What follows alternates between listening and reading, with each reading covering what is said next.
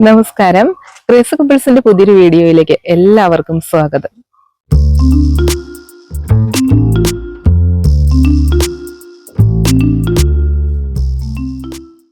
എല്ലാവരും സുഖമായും സന്തോഷമായിട്ട് ഇരിക്കുന്നു എന്ന് വിചാരിക്കുന്നു കേട്ടോ.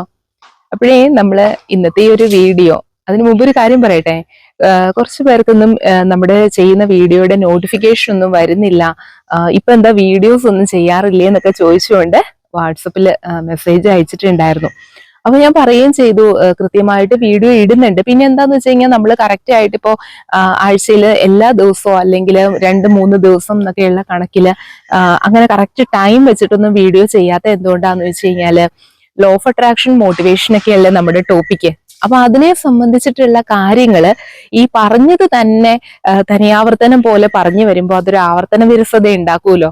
അപ്പൊ അതുപോലെയുള്ള നല്ല കണ്ടന്റുകൾ കിട്ടുമ്പോൾ അല്ലെങ്കിൽ ആരെങ്കിലും എൻ്റെ അടുത്ത് ഒരു ഡൗട്ട് ചോദിക്കുമ്പോഴൊക്കെ ആയിരിക്കും ഞാൻ അതേക്കുറിച്ച് ഒരു വീഡിയോ ആയിട്ട് പോസ്റ്റ് ചെയ്യുന്നുണ്ടാവുക.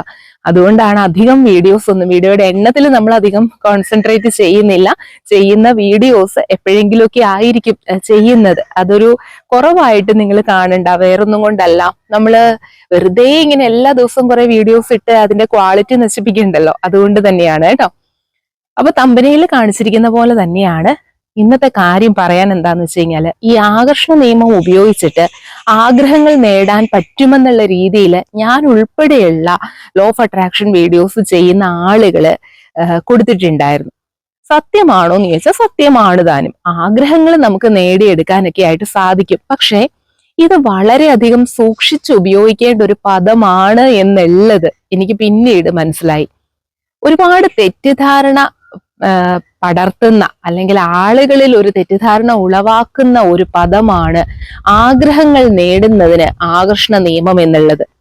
അപ്പൊ ആ ഒരു കാര്യം ഇവിടെ വ്യക്തമാക്കി തരികയാണ്. വെറുതെ ആഗ്രഹിച്ചതുകൊണ്ട് മാത്രമൊന്നും ആർക്കും ഒന്നും നേടാൻ പറ്റില്ല എന്നുള്ളത് നമുക്ക് എല്ലാവർക്കും വ്യക്തമായിട്ട് അറിയാവുന്ന കാര്യമാണ്. അതിപ്പോ ആകർഷണ നിയമം എന്നല്ല, എന്ത് തന്നെ ഉപയോഗിച്ചാലും വെറുതെ ആഗ്രഹിച്ചിരുന്നുകൊണ്ട് മാത്രം ആർക്കും ഒന്നും നേടില്ല. അതിനോടൊപ്പം നമുക്ക് വേണ്ട ഒരു കാര്യമുണ്ട്, ആക്ഷൻ, പ്രവൃത്തി എന്ന് പറയുന്നത്. അപ്പൊ സ്വാഭാവികമായിട്ടും ചോദിക്കുന്ന പിന്നെ പ്രവർത്തിച്ചാ പോരെ, അല്ലാതെ ഈ പറയുന്ന ആകർഷണ നിയമം എന്തിനാണ് ഉപയോഗിക്കുന്നത്? എന്നാൽ വെറുതെ നമ്മൾ പ്രവർത്തിച്ചു എന്നുള്ളത് കൊണ്ടും നമുക്ക് റിസൾട്ട് കിട്ടാത്തതായിട്ടുള്ള ഒരുപാട് അനുഭവങ്ങളുണ്ട്. എത്രയോ കോമ്പറ്റേറ്റീവ് എക്സാം എല്ലാവരും എഴുതുന്നു, പ്രവർത്തിക്കുന്നുണ്ട്, ഹാർഡ് വർക്ക് ചെയ്യുന്നുണ്ട്. എല്ലാവർക്കും വിൻ ചെയ്യാൻ പറ്റുന്നുണ്ടോ? ഇല്ല.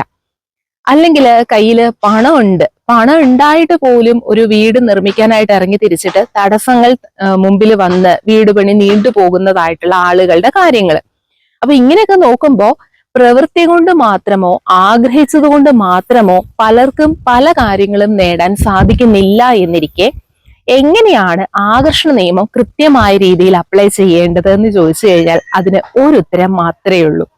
അത് ഞാനൊരു ഉദാഹരണത്തിലൂടെ പറയാം. മറ്റൊന്നുമല്ല, നമ്മളിപ്പോ കുറച്ച് നാളുകളായിട്ട് സോഷ്യൽ മീഡിയയിൽ ഏറ്റവും കൂടുതൽ ചർച്ച ചെയ്യപ്പെടുന്ന, അല്ലെങ്കിൽ ചർച്ച ചെയ്യാൻ മാത്രം എന്നുള്ള ടോപ്പിക്കൊന്നും അല്ല കേട്ടോ, ഇൻസ്റ്റയൊക്കെ നമ്മൾ തപ്പി കഴിയുമ്പോൾ ഉണ്ടല്ലോ, ഒരു മിനിറ്റിൽ തന്നെ നമ്മൾ സ്ക്രോൾ ചെയ്ത് പോകുമ്പോഴത്തേക്കും ഒരുപാട് ഹെയർ ഓയിൽസിന്റെ പരസ്യം നമുക്ക് കാണാനായിട്ട് സാധിക്കും അല്ലെ. ഈ കമ്പനികളെല്ലാം ഇതിനു മാത്രം പേരിൽ, ഇതിനു മാത്രം എണ്ണ ഉൽപ്പാദിപ്പിക്കപ്പെടുന്നുണ്ടെങ്കിൽ ഒരു കാര്യം വ്യക്തമാണ്, ഇത് വാങ്ങാൻ മറുസൈഡിൽ ആളുകളുണ്ട്, അവർക്ക് നല്ല പ്രോഫിറ്റ് ഇതിൽ നിന്ന് കിട്ടുന്നുണ്ട്. അപ്പൊ വെറുതെ ഇരിക്കുന്ന വീട്ടമ്മമാര് പോലും എണ്ണ നിർമ്മിച്ച് മുടി വളരാൻ വേണ്ടിയിട്ടെന്ന് പറഞ്ഞുകൊണ്ട് മാർക്കറ്റ് ചെയ്യുന്നുണ്ട് എങ്കിൽ മുടി കൊഴിച്ചിൽ എന്ന് പറയുന്ന ഒരു കാര്യം, ഈ മുടി കൊഴിച്ചിൽ എന്ന് പറയുന്നതിനെ ഒരു സംഭവമാക്കി മാറ്റുന്നതും ഇത് ഉപയോഗിച്ചു കഴിഞ്ഞാൽ അതിന് സൊല്യൂഷൻ കിട്ടുന്നുള്ളതും നമ്മളെ പഠിപ്പിച്ചിട്ടുള്ളത് ഇവര് തന്നെയാണ്. ഇതൊരു സംഭവമാണ്. അത് നമ്മളൊക്കെ സ്കൂളിലും കോളേജിലും ഒക്കെ പഠിക്കുന്ന ഒരു സമയത്ത് സാധാരണ പോലെ എണ്ണ തേക്കുന്നു, മുടി വെടുക്കുന്നു, കുറെ മുടി വരുന്നു, കൊണ്ട് കളയുന്നു അല്ലെ. അല്ലാതെ ഇതിനൊന്നും വലിയ കാര്യമായിട്ട് ഇല്ലാന്നല്ല. ഇപ്പൊ കാലം കടന്നു പോകുന്തോറും ഉറക്കക്കുറവ്, സ്ട്രെസ് ഒക്കെ ഉള്ളത് കൊണ്ട് IT ഫീൽഡിലൊക്കെ വർക്ക് ചെയ്യുന്നവർക്കാണെങ്കിൽ അല്ലെങ്കിൽ ബാങ്കിങ് ഫീൽഡൊക്കെ ആണെങ്കിൽ സ്ട്രെസ് ഉണ്ടെങ്കിൽ തീർച്ചയായിട്ടും മുടി പൊഴിച്ചിലുണ്ടാവും. പക്ഷെ അതിനെ വലിയ ഗൗനിക്കേണ്ട, ഭയങ്കര സീരിയസ് ആണെന്ന് കരുതിക്കൊണ്ട് നമ്മൾ അതിനെ കൺസിഡർ ചെയ്യാൻ കാരണവും ഇവര് തന്നെയാണ്. ഇനി നമുക്കറിയാം, ഒരു എണ്ണ തലയിൽ തേച്ചതുകൊണ്ട് മാത്രം മുടി കൊഴിയുന്നുമില്ല, മുടി വളരുന്നുമില്ല. ഇത് രണ്ടും ഒരു ഹെയർ ഓയിലിന് മാത്രം പങ്കുള്ള കാര്യമൊന്നും അല്ല. പക്ഷെ കൃത്യമായിട്ട് എന്തെങ്കിലും ഒരു ഡെഫിഷ്യൻസി നമ്മളിൽ ഉണ്ട് എങ്കിൽ അതിനെ നികത്തുക, അതിനുള്ള പ്രോപ്പർ ആയിട്ടുള്ള ഇൻടേക്ക് ചെയ്യുക എന്നുള്ളതാണ് ആദ്യം വേണ്ട ഒരു കാര്യം. എന്നിട്ടും എന്തുകൊണ്ട് ഇതൊന്നും ചെയ്യാതെ ചില ഹെയർ ഓയിൽ മാത്രം ഉപയോഗിച്ചിട്ട് അവരുടെ മുടി കൊഴിച്ചിൽ നിന്നു, എന്റെ മുടി വളരാൻ തുടങ്ങി എന്നെങ്ങനെ അവർ പറയുന്നു? ഇതിന്റെ പേരാണ് വിശ്വാസം എന്ന് പറയുന്ന ഒരു കാര്യം. ഇതുപോലെ തന്നെയാണ് നമ്മൾ ചില ഡോക്ടർമാരുടെ അടുത്ത് ചെല്ലുമ്പോൾ ചില നമ്മളുടെ എന്താ പറയേണ്ട അസുഖം എന്താന്ന് കൃത്യമായിട്ട് നമുക്ക് ഡിഫൈൻ ചെയ്യാനൊന്നും അറിയില്ല. പക്ഷെ പല ബുദ്ധിമുട്ടുകൾ പറയും. ഡോക്ടർക്ക് അറിയാം ഇത് വേറൊന്നുമല്ല, പ്രത്യേകിച്ച് അസുഖമൊന്നുമില്ല, പക്ഷെ എന്തെങ്കിലും ഒരു മരുന്ന് നമുക്ക് കുറിച്ചു തരും. നമ്മൾ ആ മരുന്ന് വാങ്ങും, കഴിക്കും. ഈ കഴിക്കുന്ന മരുന്ന് നമുക്ക് ശരീരത്തിന് ദോഷകരമല്ല എന്ന് ഡോക്ടർക്കും അറിയാം. എന്നാൽ ഇത് കഴിക്കുന്നത് കൊണ്ട് ആ പ്രശ്നം എന്താണോ ആ പ്രശ്നം മാറിയതായിട്ട് നമുക്ക് ഫീൽ ചെയ്യുകയും ചെയ്യും. ഇതും വിശ്വാസം തന്നെയാണ്. അപ്പോ ഞാൻ ഈ പറഞ്ഞ 2 ഉദാഹരണവും പറയാൻ കാരണം എന്താന്ന് ചോദിച്ചു കഴിഞ്ഞാൽ, കല്യാൺ ജ്വല്ലറിയുടെ പരസ്യത്തിൽ പറയുന്ന പോലെ വിശ്വാസം അതല്ലേ എല്ലാം മെയിൻ ആയിട്ട് വേണ്ട ഒരു കാര്യമാണ്. ആകർഷണ നിയമം നിങ്ങളിൽ പ്രവർത്തിക്കണമെങ്കിൽ തീർച്ചയായിട്ടും നിങ്ങൾ അതിനെക്കുറിച്ച് ചിന്തിക്കുക മാത്രം പോരാ, ചിന്തകളോടൊപ്പം വിശ്വാസം എന്ന് പറയുന്ന കാര്യം കൂടി, ഇത് രണ്ടും ചേർന്ന് വരുമ്പോൾ നിങ്ങൾ ചിന്തിക്കുന്നതും നിങ്ങൾ ആഗ്രഹിക്കുന്നത് എന്താണോ അതും വിശ്വാസവും ഇത് രണ്ടും കൂടി മാച്ച് ആയിട്ട് വരുന്ന പോയിന്റിൽ അത് സംഭവിക്കുക തന്നെ ചെയ്തിരിക്കും. കാരണം എന്താ? നമ്മൾ ഒരു കാര്യത്തെക്കുറിച്ച് നിരന്തരം ചിന്തിക്കുമ്പോൾ സ്വാഭാവികമായിട്ടും അതാണ് ഒരു വിഷ്വലൈസേഷന്റെ ഒക്കെ പവർ. അതാണ് നമ്മൾ നിരന്തരം അതിനെക്കുറിച്ച് തന്നെ ചിന്തിച്ചുകൊണ്ടിരിക്കുക. ഈ ചിന്തകൾ നല്ലതുമാകാം മോശവുമാകാം, ഞാൻ എന്ത് ചിന്ത എന്നൊന്നും പറയുന്നില്ല. എന്ത് കാര്യത്തെക്കുറിച്ചാണെങ്കിലും നിരന്തരമാണ്. ഓക്കെ, ആവർത്തിച്ച് നമ്മൾ അതിനെക്കുറിച്ച് തന്നെ ചിന്തിക്കുകയാണ്. ഓട്ടോമാറ്റിക്കലി നമ്മുടെ ശരീരത്തിൽ നല്ലതാണെങ്കിലും മോശമാണെങ്കിലും അതിനനുസരിച്ചിട്ടുള്ള ഒരു ഹോർമോൺ പ്രൊഡ്യൂസ് ചെയ്യും. അത് നമ്മുടെ ശരീരത്തിൽ ഒരു എനർജി ഫ്ലോ അതിന്റെ രൂപത്തിൽ അത് കണ്ടക്ട് ചെയ്യും. ഇതിനനുസരിച്ച് നമ്മുടെ തലച്ചോറിലേക്ക് കറക്റ്റ് ആയിട്ടുള്ള നിർദ്ദേശങ്ങൾ കൊടുക്കുകയും നമ്മളെ കൊണ്ട് പ്രവൃത്തി എന്ന് പറയുന്ന ഒരു കാര്യം ചെയ്യിക്കാൻ പ്രേരിപ്പിക്കുകയും ചെയ്യും. അപ്പോൾ ഇതാണ് യഥാർത്ഥത്തിൽ നമ്മുടെ ആഗ്രഹങ്ങളിലേക്ക് നമ്മളെ എത്തിക്കുന്നതായിട്ടുള്ള കാര്യം എന്ന് പറയുന്നത്. അപ്പൊ വെറുതെ ആഗ്രഹിച്ചിരുന്നിട്ട് മാത്രം ഒരു കാര്യവും ഇല്ല. ഇപ്പൊ എനിക്ക് ഏതെങ്കിലും ഒരു വിദേശ രാജ്യത്ത് പോകണമെന്ന് നമ്മൾ സ്വപ്നം കണ്ടുകൊണ്ട് ആഗ്രഹിച്ചു മാത്രം ഇരിക്കുകയാണ്. എന്നിട്ട് ലോ ഓഫ് അട്രാക്ഷനിൽ നമ്മൾ അഫർമേഷൻ പറയുന്നുണ്ട്, 369 ടെക്നിക്ക് പറയുന്നുണ്ട്, വാട്ടർ മാനിഫെസ്റ്റേഷൻ ഇതെല്ലാം ചെയ്യുന്നുണ്ട്, പില്ലോ ടെക്നിക്ക് ഒക്കെ ചെയ്യുന്നുണ്ട്. പക്ഷെ വിദേശ രാജ്യത്ത് പോകാൻ പറ്റുന്നില്ല. അപ്പൊ ഇതൊക്കെ തട്ടിപ്പാണ്, വെട്ടിപ്പാണ് എന്നൊക്കെ പറയും. ഇനി രണ്ടാമത് ഞാൻ വേറൊരു കാര്യം കൂടി പറയാം. ആഗ്രഹം എന്ന് പറയുന്നത് മുന്നിട്ട് നിൽക്കുകയും ഈ വിശ്വാസം അഥവാ പ്രവൃത്തി എന്ന് പറയുന്നത് താന്നു നിൽക്കുകയും ചെയ്താലും ലോ ഓഫ് അട്രാക്ഷൻ നിങ്ങളിൽ വർക്കാവില്ല. അതായത് ആഗ്രഹം മാത്രം ഉണ്ടായിട്ട് കാര്യമില്ല. ആഗ്രഹം ഉണ്ട് എല്ലാ കാര്യത്തിലും, പക്ഷെ പ്രവൃത്തി ചെയ്യാൻ മടിയാണ്.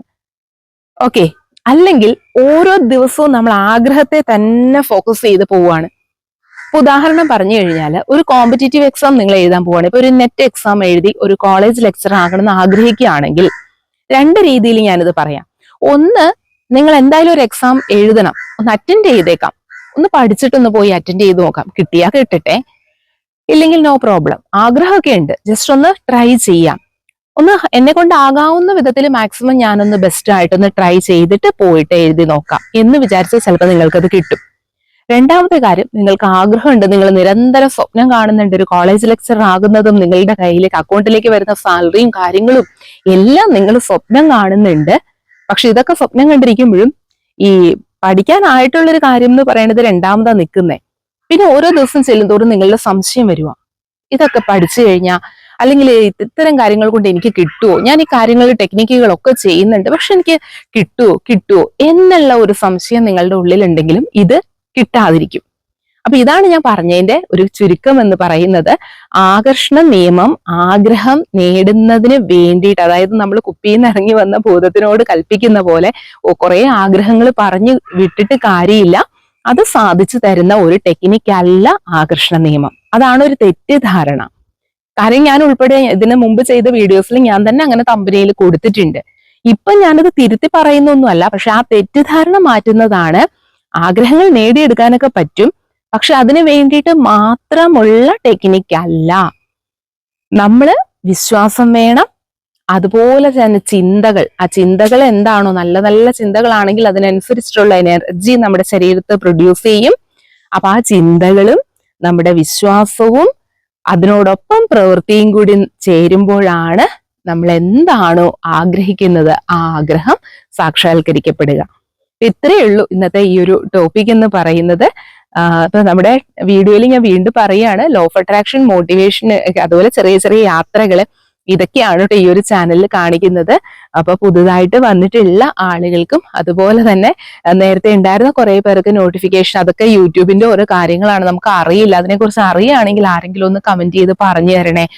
നമുക്ക് എന്താ അതിനെക്കുറിച്ച് അറിയില്ല എന്താ ചെയ്യേണ്ടതെന്നുള്ളത്. ഇഷ്ടം കൊണ്ട് നമ്മളിങ്ങനെ വീഡിയോസ് എടുക്കണു, നിങ്ങളോട് സംസാരിക്കുന്നു, അത് പോസ്റ്റ് ചെയ്യുന്നു, അതിലപ്പുറം ഒന്നും അറിയില്ല. പക്ഷെ ഞാനിപ്പോ ഈയിടെ നോക്കിയപ്പോ നല്ല റീച്ച് ഉണ്ടായിരുന്ന, നല്ല ഒരുപാട് സബ്സ്ക്രൈബേഴ്സ് ഉണ്ടായിരുന്ന ചാനലിന് പോലും എന്താ പറയുക, വ്യൂസ് കുറവാണ്. അപ്പൊ നമുക്ക് അറിയില്ലല്ലോ, നമുക്കിത് പോസ്റ്റ് ചെയ്യാന്നുള്ളതല്ലേ ഉള്ളൂ. പിന്നെ ഇത് ആരിലേക്കൊക്കെ എത്തുന്നുണ്ട്, എത്ര പേര് കാണുന്നുണ്ട് എന്നുള്ളത് നമുക്കറിയാം. പക്ഷെ ഇത് ആർക്കൊക്കെ എത്തുന്നുണ്ട്, ഇതിന്റെ നോട്ടിഫിക്കേഷൻ കിട്ടുന്നില്ല എന്ന് ഇതിനു മുമ്പ് ഉണ്ടായിരുന്ന ഏറ്റവും ആദ്യ കാലഘട്ടങ്ങളിൽ വീഡിയോ സ്ഥിരമായി കണ്ടുകൊണ്ടിരുന്നവരൊക്കെ ചാനൽ നിർത്തിയോ എന്ന് ചോദിച്ച് അയക്കാൻ തുടങ്ങിയപ്പോഴാണ് ഞാനും ഈ കാര്യം ശ്രദ്ധിക്കാൻ തുടങ്ങിയത്. എന്തായിരിക്കും വ്യൂസ് ഇങ്ങനെ കുറയുന്നതെന്നുള്ളത്. അപ്പൊ വ്യൂസ് കുറയുമ്പോൾ സ്വാഭാവികമായിട്ടും നമുക്ക് വീഡിയോ എടുക്കാനായിട്ടുള്ള ഒരു മോട്ടിവേഷൻ വ്യൂസ് തന്നെയാണ്. അത് കുറയും എന്നുള്ളത് സത്യം തന്നെയാണ്. പക്ഷെ നമ്മൾ അതുകൊണ്ടൊന്നും വീഡിയോസ് നിർത്തുന്നില്ല കേട്ടോ. അത് ഇഷ്ടം കൊണ്ട് ഇങ്ങനെ നമ്മൾ ഓരോ ടോപ്പിക്കുകൾ പിന്നെ നമുക്ക് കിട്ടുന്ന ആരെങ്കിലും ഡൗട്ട് ചോദിക്കുമ്പോൾ അങ്ങനത്തെ ടോപ്പിക്കോ അല്ലെങ്കിൽ നല്ല നല്ല കണ്ടന്റുകളൊക്കെ വരുമ്പോൾ അതാണ് നിങ്ങളുടെ മുമ്പിൽ വീഡിയോസ് ആയിട്ട് അവതരിപ്പിക്കുക. അല്ലാതെ കൃത്യമായിട്ട് പിന്നെ നമുക്ക് ഇങ്ങനെ എല്ലാ ദിവസവും തിങ്കളാഴ്ച, ചൊവ്വാഴ്ച, ബുധനാഴ്ച എന്നൊക്കെ പറഞ്ഞിട്ട് ഒരു ടൈം വെച്ച് ചെയ്യണമെങ്കിൽ എന്താ ഇപ്പം നിങ്ങളുടെ അടുത്ത് വെറുതെ വന്നിട്ട് നമുക്ക് ഇങ്ങനെ സംസാരിക്കാൻ പറ്റില്ലല്ലോ. നിങ്ങളുടെ സമയത്തിനും നമ്മുടെ സമയത്തിനും എല്ലാം വിലയുണ്ട് അല്ലെ. അപ്പൊ അതുകൊണ്ടാണ്. നമുക്ക് മറ്റൊരു വീഡിയോ ആയിട്ട് കാണാം. Thank you.